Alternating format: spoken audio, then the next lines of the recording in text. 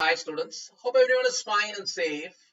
It gives me immense pleasure to welcome you all to my new video, and today's video is about how to prepare the subject Digital and Mobile Forensics for NNST exam April-May 2025.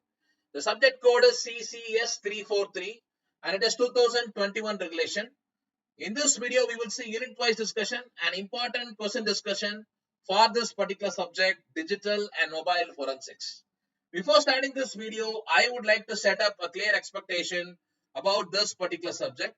இந்த subject வந்து 2021 ரெகுலேஷன்ல புதுசா add பண்ணிருக்க subject and இந்த சப்ஜெக்ட்க்கு we don't have previous year question papers but very interesting subject and ரொம்ப ஈஸியா உங்களால படிக்க முடியும். ரைட், ஒரு யூனிட்லயுமே ஒரு 2 to 3 கான்செப்ட்ஸ் நீங்க பாத்தீங்கன்னாவே தெளிவா பாத்தீங்கன்னாவே that is more then enough. ரொம்ப ஈஸியா படிக்கக்கூடிய ஒரு subject. Right, and you can expect questions easily. Right, நம்ம எக்ஸ்பெக்ட் பண்ண கொஸ்டின்ஸ் தான் மோஸ்ட்லி வரும் அண்ட் 100% தியரி தான். ஸோ ரொம்ப ஈஸியா உங்களால படிக்க முடியும். Very interesting concepts as well.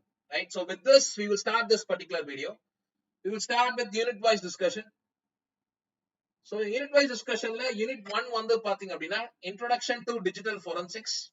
Digital ஃபோரன்சிக்ஸ்னா என்ன, அதை இன்டெப்தா படிக்கணும். இதை நீங்க ஒரே ஒரு கொஸ்டின் நல்ல இன்டெப்தா பார்த்தா போதும்.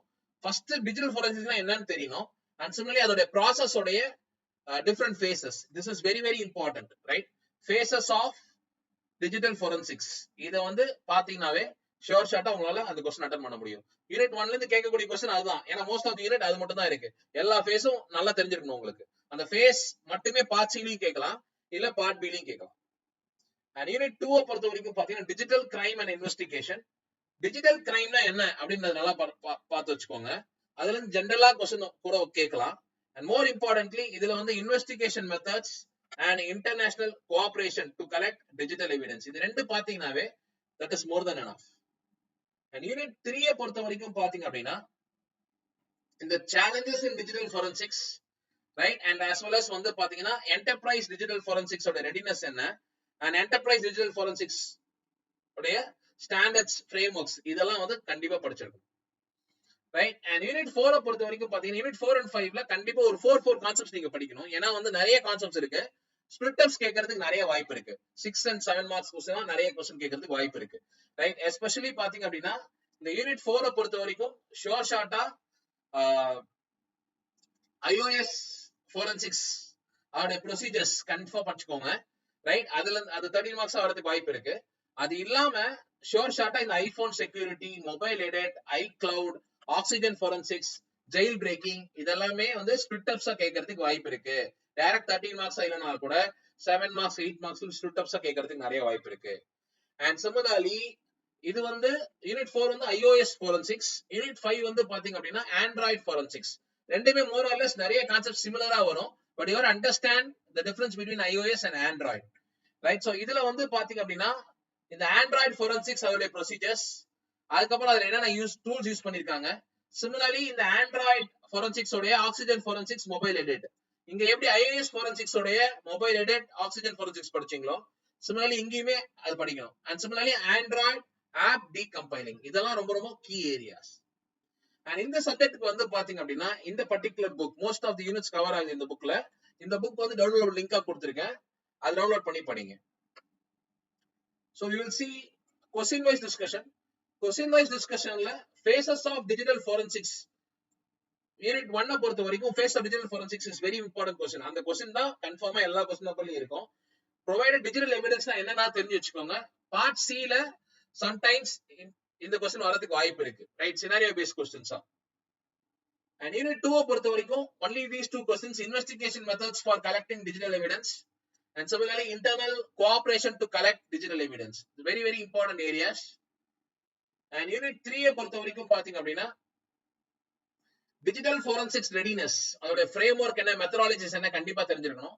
And similarly enterprise digital forensics readiness and challenges in digital forensics இந்த மூணு ஏரியாவும் நல்லா படிங்க. And unit 4 கண்டிப்பா இந்த 4 क्वेश्चन படிச்சிருக்கணும். IPhone security and iPhone forensics, Oxygen forensics, jail breaking, iCloud split அப்ஸா கேட்கறதுக்கு நிறைய வாய்ப்பு இருக்கு. இது இல்லாம நிறைய டாபிக்ஸ் இருக்கு. அதுல இந்த 4 क्वेश्चन கன்ஃபார்மா படிச்சிருங்க.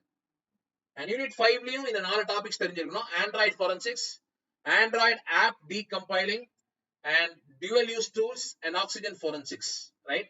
At least இந்த ஏரியாஸ் எல்லாம் நல்லா பார்த்துட்டு dual use tools அப்பனா என்னன்னா தெரிஞ்சு வச்சுக்கோங்க, right?